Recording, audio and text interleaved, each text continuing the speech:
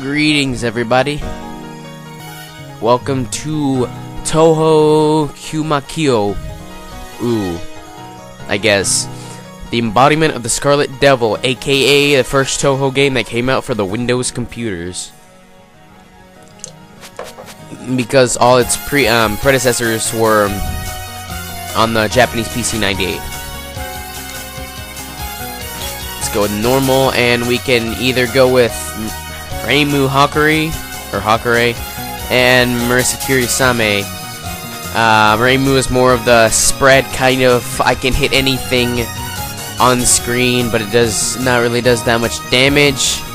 Or it does like average damage, and Marisa is more of the giant beam in front of you, kind of annihilates everything that's directly in front of you. And that's about it. And she's like fast.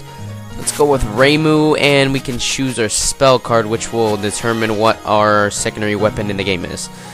I will go with Persuasion Needle because it's more of the attack-oriented kind of attack.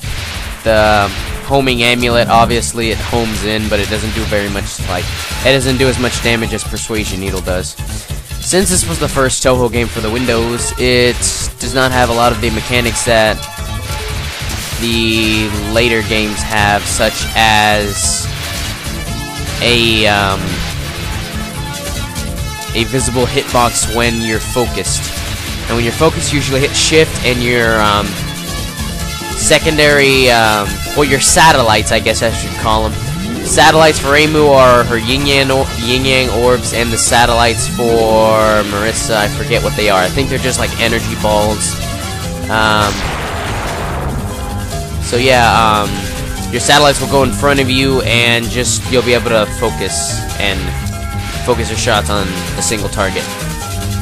It'll also slow you down, so that way you can weave in through bullets when fighting a boss. Now I'm one of those people where I try to get it perfect, where I just try to like not use bombs, thinking I can make it. It looks like I'm gonna make it, but then I end up getting hit by a stray bullet. So you'll often see me probably dying with a full stock of like 5 bombs or something from not dying so long. And then all of a sudden I'll be like,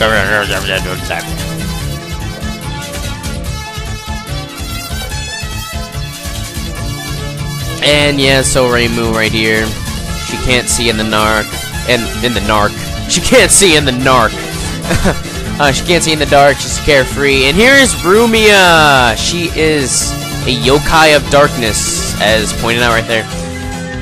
She always has her arms out for whatever reason. I'll explain that when I make that Touhou Encyclopedia video, pretty much. Well, not video, but just series of videos. I've actually started on that already. I've got a lot of the... What was I gonna say? I've got a lot of the characters from... Basically, I've got my favorite characters already done, because they were like the ones that I wanted to do first. And, yeah. After a while of hitting the boss, they will go into spell cards, which spell cards are basically just like forms of shooting Danmaku. Which are these things? Is it Danmaku or Danmafuku? Because I've seen it written down as that twice, where it's like Danmaku and Danmakufu or Danmafuku or something like that. The point is, all you have to do is weave in between the bullets, and we almost got her, because all we have to do is just reduce her health back. When you see that little number next to the enemy, that's how many spell cards they have remaining. So obviously she has 0 spell cards. So after this health bar is depleted, she has nothing else, and she's done. Then you get a spell card bonus for whether you not use bombs. If you don't use bombs, you get a spell card bonus. If you do use bombs, you don't get the bonus. That's really the only penalty for using bombs, is just when fighting a boss, you're not going to get the bonus. And yes, that high score up there was mine, in case you're wondering. And so now we're at stage 2. I wasn't paying attention to what the title was. It was like Ice Magus or Fairy Magus or Water Magus on the lake or something like that. I don't know. And also in the later games, another mechanic is flying to the top of the screen, well, close to the top of the screen to auto-collect items. That's actually in here, but there's a slight difference from the ones in the later versions. In the later versions, well, not in the later versions, the later games, if you come up past a certain part, like, say, you see the player over there, say there was a line from the player extending to that side of the screen. If you were to go up past that line, you would automatically collect any free-floating blocks. And, in this game, there's kind of that. That kind of is implemented in here. The only difference is you have to be at max power to do that. Now, I think your power caps out around 130. And, so once your power caps out around 130, it'll say max power and stuff. The blue blocks right here are mainly for points. The red ones are for power. The bigger the block, the more of a power bonus you're gonna get, as there are only big red P's instead of any big blue. Just, I have no idea what the heck that symbol in the middle is.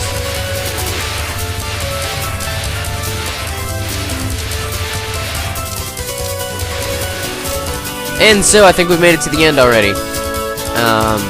Was the lake this big? And I neglected to mention that that person we fought back there, that little fairy thing that we were fighting, the mid-boss, there is no official name for her. The fan name for her is Dayose, which literally translates into Great Fairy or Greater Fairy or something. And here's the Ice Fairy, the Lake Cerno.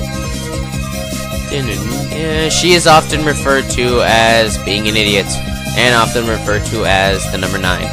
Well, with the number 9. The little 9 ball that you often see everywhere that has something to do with Cerno.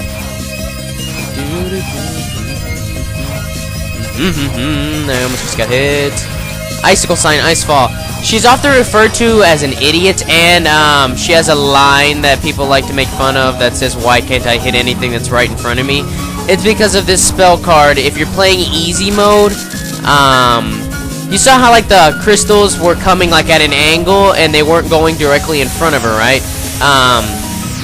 And you saw those yellow balls were the only thing that was really of any, actual danger.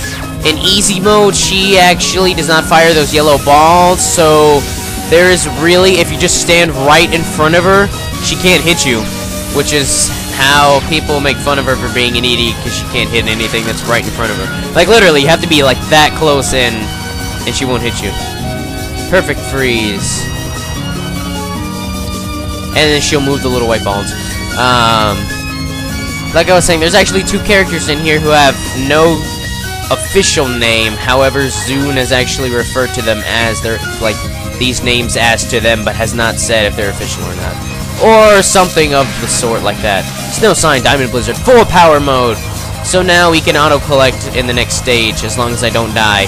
If you lose a life, then you will lose some power and lose all of your bombs, and start over with the minimum, the maximum bombs you put in the options, because the maximum amount of bombs you can have is 5, unless you want to give yourself a challenge. You see that timer up there? You actually can time out spell cards, in which when the timer hits 0, it'll automatically go on to the next spell card. However, if you're on the last spell card, it'll just cap out, and then you'll automatically win. So if I would have just tapped out the timer, coconut juice. If you would have just tapped out the timer, then she would have just died. So now we're on to stage 3. Probably my second favorite music in the game.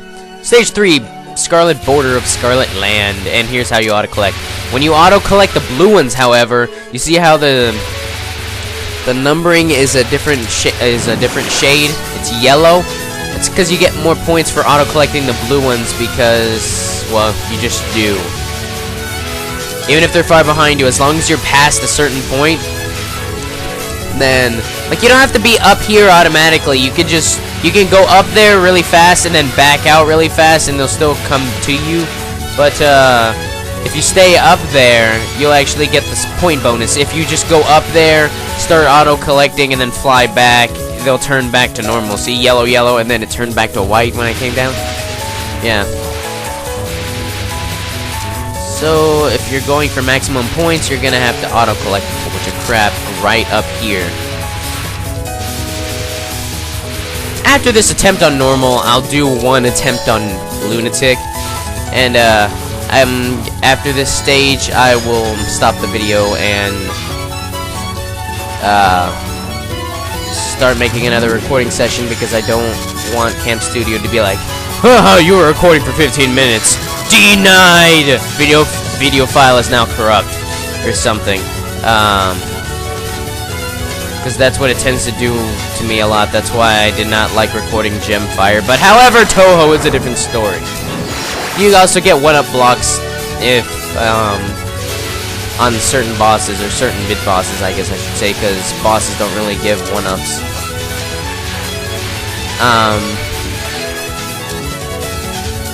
But yeah, that was Hong Mei Ling, who actually has the sad fate of nobody ever remembering her name in fanworks. Well, they do, but it's like a joke, because when they were translating this game, her name, I guess, like, the way that I heard it is her name can be written, like, if you read it in Japanese, it's Kurenai Mizuru, or something like that, and if you read it in Chinese, it's Hong Mei Ling, and so they were like, which one is it? And then some guy just said, why don't we call her China, since her clothes, you know, kind of, like, describe her more than her name. So it says Mayreen right there, but you know how the Japanese are with their R's and L's. And so, like, in fanworks, they always call her China. And that kind of makes her sad. And she is a yokai, if you didn't notice. Because she just wanted to eat us. And not in the good way. Oh. And what I've noticed is a lot of people use her actual stage theme than her actual boss theme. Like, they don't really use this song much. They use the do do do do do do do do do do do do do do song. You know, the stage theme that we were just at. Now I got scared for a second because I thought I was about to hit something. But you know what? It's better safe than sorry, Kunai. Stupid fairies. Meh. Get rid of the fairies as soon as possible. Leave one if you can. I mean, it's not like one will do any damage as long as you're not stupid and just stand there. Also, trying to auto-collect during a boss fight may bring your demise very fast if you're not careful.